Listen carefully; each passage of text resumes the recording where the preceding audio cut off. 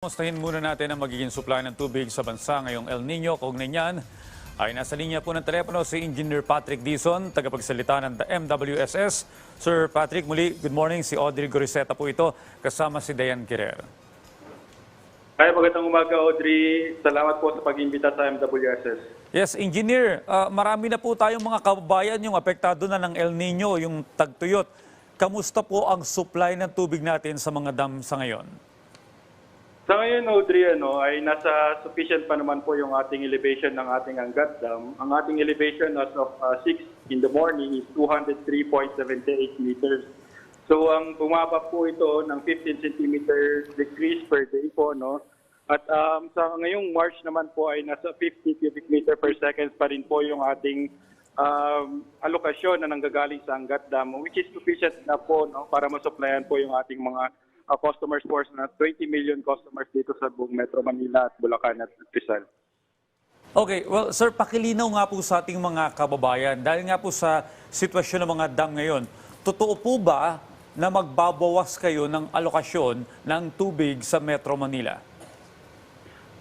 Sa ngayong March po, no, ay nasa maintain pa rin naman po yung ating allocation. Pero pagdating ng April sa kami ay every month po kasi namin ito pinag-meetingan with our Angat Technical Working Group, which composed of different government agencies po, no, ang NWRB, ang National Irrigation Administration, PAGASA at ang NAPUCOR. So every month po namin ito dinidiscuss at sa ngayon po, no, ay hindi pa po kami nakakapag-discuss on allocation of April. Pero nagkaroon po kami ng conservative po, no, na projection po for the last 2 weeks po, no, para po malaman po natin yung magiging elevation po ng ating Angat.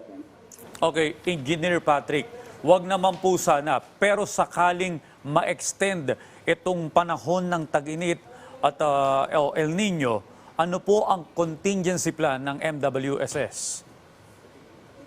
Since last year pa po, no, nung nagkaroon po nung announcement po yung PAGASA na magkakaroon po ngayon ng El Nino, ay nag-implement na po kami kasama po ng ating mga konsesyonaryo na Maynilad at Manila Water ng mga augmentation and mitigating measures po. No. Tulad nga po ng sinasabi po namin na yung kailangan po nating ma-operate po itong mga augmentation measures which is already completed na po. No. Meron na po kaming mga naipatayong mga bagong water treatment plants po sa Laguna Lake, isa sa Muntinlupa, isa rin po sa May Pacquiao Rizal. So itong dalawang planta po na ito ay natapos na at na-inaugurate na rin po ito ng ating Pangulong Marcos noong December 2023 na kung saan po ay makapag-produce na po ito ng total of 100 million liters per day.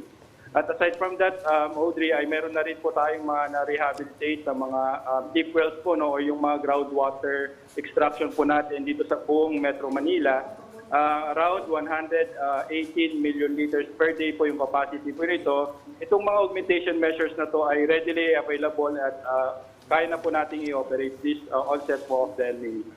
Engineer Dizon, magandang umaga po sa inyo, si Dayan Kirer po ito. Sir, may mga ipinapatupad pa rin po ba tayo na mga water interruptions recently? Sa ngayon po, no, ay binabantayan po ng MWSS yung mga ini-issue pong mga interruption advisory po ng ating mga konsesyonaryo. So, simula pa po last year po, no, ay wala na po silang mga advisory na kung saan po, no, ay ang reason ay mababa po yung allocation na nanggagaling sa Angat Dam. Dahil sa ngayon naman po ay sufficient pa naman po yung ating tubig na nanggagaling sa Angat Dam. So, yung mga interruption po na na-issue po ngayon ay mga maintenance activities lamang po ng mga planta at mga plant station, mga valving activities para sa mga network maintenance, leak repair at mga interconnection activities. So itong mga activities na ito, Ms. Audrey, ay regular pong ginagawa ng, at ina-approve naman po ng MWSS para mapabuti po yung ating serbisyo po sa ating mga customers. Okay. Sir, importante rin po yung pagtitipid ng pagkonsumo ng tubig ng ating mga kababayan. Ano po yung inyong mga tips na maibibigay po ninyo para po makatipid sa pagkonsumo po ng tubig?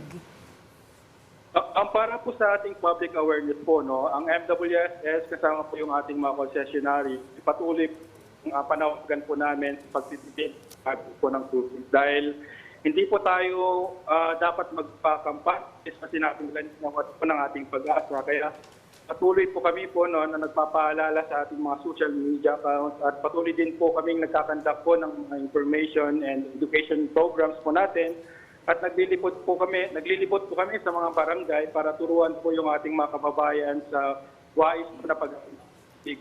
Hindi lamang po sa gobyerno po yung responsibilidad po nito, pero tayong lahat po ay na gumagamit ng tubig ay may responsibilidad po para makapag-tipid po ng paggamit ng tubig. Well, on that note, maraming salamat po sa inyo pong panahon dito po sa Rise and Shine Pilipinas, Engineer Patrick Dizon ng MWSS. Salamat po.